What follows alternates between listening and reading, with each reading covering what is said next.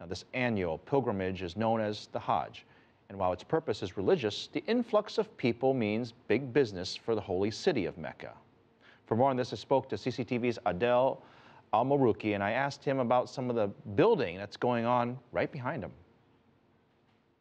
Well, it's like there is a reconstruction of the entire city. As you mentioned, the cranes here, they're everywhere, not just in that part. This is mainly the main construction site for the Haram or the Cube Mosque, and they're trying to expand it to do this. And Mecca is quite a small city in terms of landscape.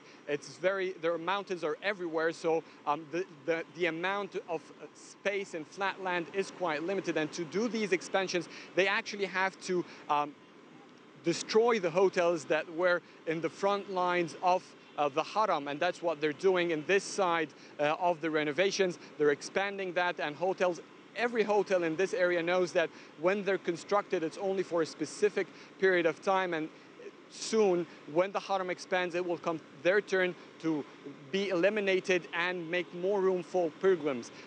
This has affected the number of visitors. This year, we're talking about 20% less visitors or pilgrims came to Mecca this year. Despite that, there's massive economic boom. The business opportunities here are unlimited, and they're actually expecting an increase in the total revenue of the Hajj this season to reach around 14 billion US dollars. And that's just for the 10 days of the pilgrims itself. There are many more who would stay for a month in this city. Is there some concern or precautions that's being taken to protect people's health? Oh, definitely.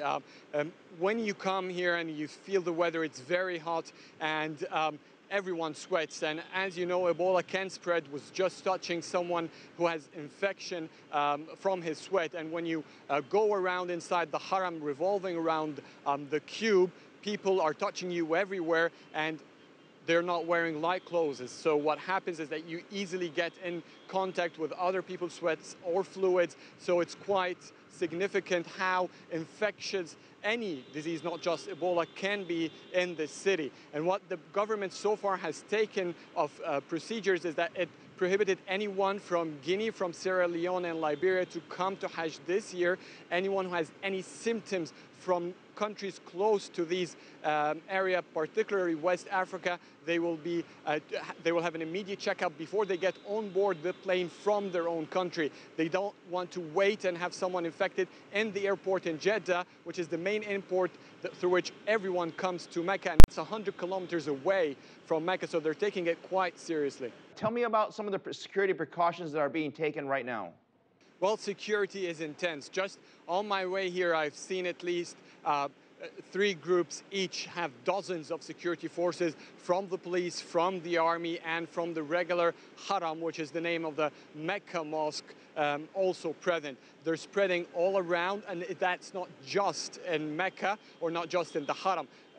Whenever you go in Mecca, there are security checkpoints, quite intense, as the Emir himself, or the Prince of Mecca, is also attending the procedures of the Hajj. It's the high season, and they don't want anything to go wrong.